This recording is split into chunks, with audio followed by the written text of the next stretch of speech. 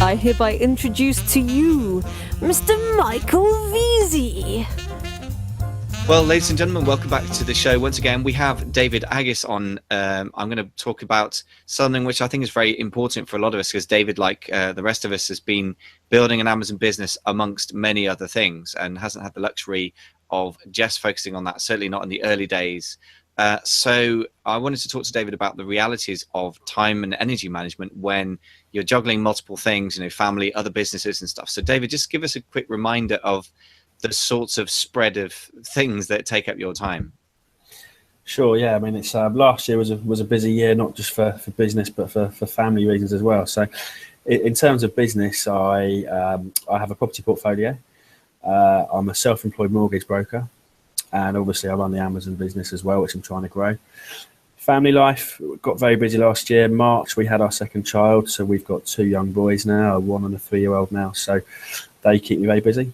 We also moved house last year, and we're doing renovations to the house.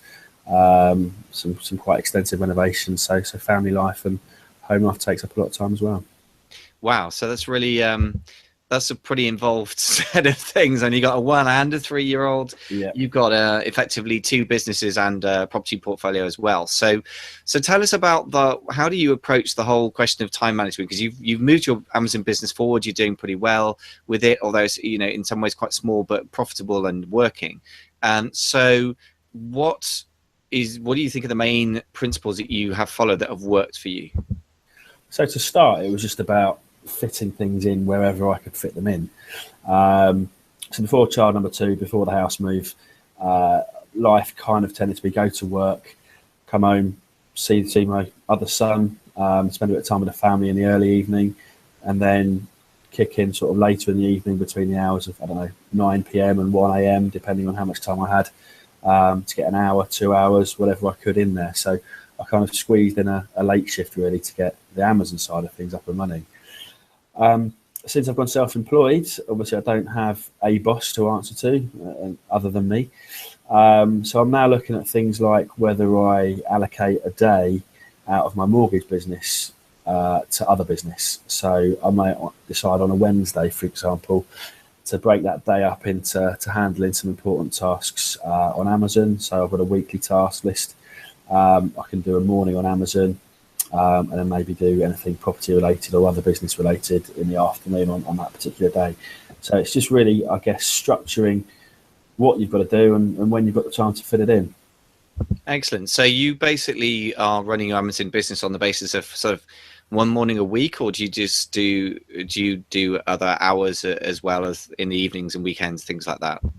It's one of those things that whenever I'm in front of a laptop, I'm always dipping into it. So there's normally a Seller Central screen open somewhere, just checking sales and stuff like that, really. But if I get a customer inquiry, I might take 5 or 10 minutes out and just respond then and there whilst I'm in Seller Central.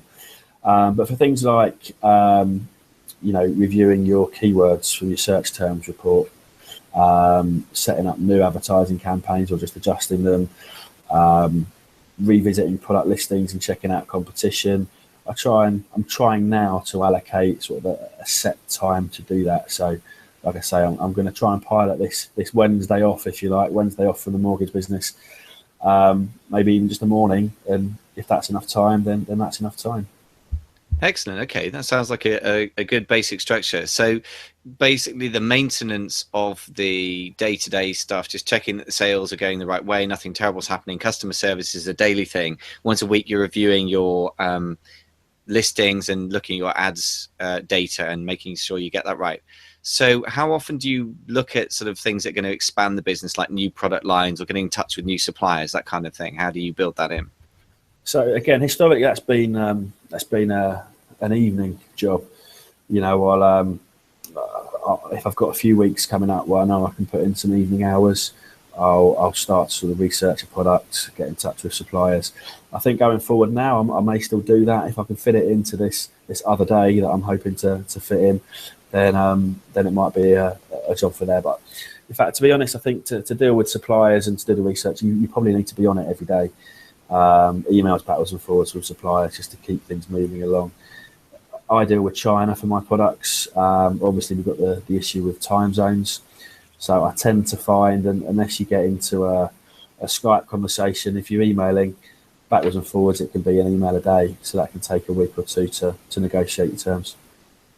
Yeah, I mean, I certainly find that dealing with China it can be an immensely time-consuming thing. And yeah, I would encourage anyone who can to do Skype chat, because I find that simply speeds up the back and forth quite a bit. I mean, the time zone difference is a problem, but I don't know about you, David, but I found that people in the are prepared to work into the evening. So they're Chinese suppliers, and quite often they'll be in touch with me at sort of midday UK time, which means in China that it's at least 7 p.m. So they do work evenings. Yeah, they do. Yeah, so you can have emails from them at any time of day, really. They will have a bit of downtime at some point, but yeah, I think with the Skype chat, for me, I probably wouldn't go straight into it on the initial contact with a supplier, probably because I'll contact 15 or 20 suppliers. If I've got 15 or 20 Skype chats on the go, it can get a bit overwhelming. I kind of almost like the slowness of an email a day to begin with, whilst you're dealing with 15 or 20 suppliers, just because it gives you a bit of time to analyse who has said what, which suppliers you want to take things to the next level with. And then when you've narrowed that list down and you're negotiating with the final 3 or 4, Skype chat makes it a lot quicker. Yeah, that makes a lot of sense. So basically, you're going to get to Skype chat only with those who've proven that they're worth having a bit of time with, right? Yeah, that makes sense. I mean, that's more or less what I end up doing. So now, given that you're so busy, is outsourcing any of your activities something that you've explored yet, or that you actually do? Yes, actually. I haven't gone down as far as having a VA. I tend to still be doing those VA tasks. But some things for growth, I certainly am outsourcing. I'm going through a process of redesigning my website and launching a Shopify store, as many people are. So that's definitely one to outsource, even though Shopify is a bit of a solution out of the box. I'm going to get someone else to do that. I'm actually going to use a combination of WordPress and Shopify, but I'm going to let someone else design that for me. I'm also using another team to try and build my social presence for me. So they're handling things like Facebook, Twitter, Pinterest, Instagram. They've created accounts. They're finding a lot of content for me, and we're going to work together to produce some video content and some own content as well. Excellent. So it sounds like you're basically using outsourcers to help you expand the business. So you're doing the sort of day-to-day stuff, and also researching, but in terms of new sales channels or new marketing channels, so sales channels being the Shopify site and marketing channels like Facebook, Pinterest, etc., you are outsourcing that stuff as much as you can. Absolutely, yeah. I mean, these guys, it's what they do. So each individual that does it, they're either a Shopify expert or they're a social expert. So why not pass it on to them rather than me trying to learn those particular skills that, to be honest, are going to take up time, and I could do the other day-to-day tasks really with that. Makes sense. So an interesting way of looking at outsourcing, because traditionally everyone sort of is supposed to sit there, make an SOP, standard operating procedure, and then hand off the sort of low-level tasks to a VA. But you're quite right that actually, if you are working on tasks that you know about, that you haven't got that learning curve, which you would have with Facebook, for example, or Pinterest, which is certainly, I mean, Facebook, I'm beginning to explore about. Pinterest is a closed book to me, and obviously a lot of Amazon buyers are on there. And again, yes, Shopify is something that you could get hours and hours of your time sucked into learning some techie solution, which you then at the end of the day don't do as well as somebody else would do for you. So it's quite an interesting approach. Yeah, I mean, I'd love to get to the point where I can hand off the day-to-day tasks as well. But for the moment, it's not taking up a massive amount of my time. The time-consuming bit is probably the product research and the negotiating with suppliers, and then product launching, which are all kind of things really I want to be involved in. Yeah, great. So now, have you got any other tips for time management and focus management? Because they're slightly different things on there. You've talked about time. Focus is one of those things that can get very hard when you've got multiple things, especially if you've got two very young kids running around. Presumably that kind of fries your brain anyway to a degree. So what is it you use to keep yourself focused, and what are your sort of main tips or tools for focus and mindset and time management? I think for the focus, really, it's just reminding yourself of the reasons that you do what you do.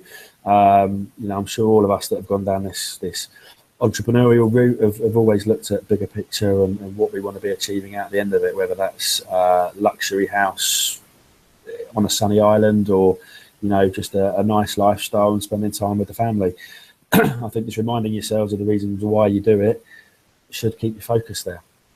Okay. Even if those reasons change, just remind yourself of why you're doing it and why you're putting the hours in, and go forward from there. Sounds good. And what would you say your big reasons are why you're doing it? Well, definitely now it's family. I want to be there as the boys grow up, spend the time with them. I don't want to be at work all day, every day, and not see them grow up.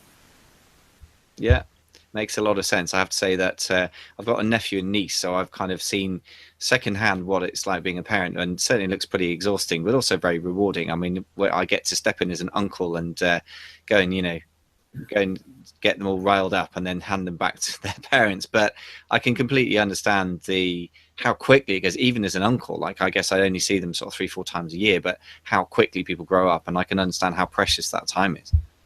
Yeah, they grow up so quick, and yeah, the beauty of your position is you can give them back at the end of the day. So yeah, they're tiring, but they're lovely, and yeah, I just want to be there for them. Makes total sense. Well, David, I think you've encapsulated very neatly some of the basics of how to approach this business, but also just how to actually get it to work in real life when you're juggling multiple things, which a hell of a lot of listeners and viewers are in that situation. So it's really good to hear from somebody who's at the coalface doing that real stuff. So thank you very, very much for coming on and talking to us again. It's really great to hear that things have progressed so fast and so well for you, and it'll be great to talk to you in a few months' time and see where you're at. Absolutely, that'd be great, and thanks again for having me back. My pleasure, David. Thank you so much for coming on the show. Thank you.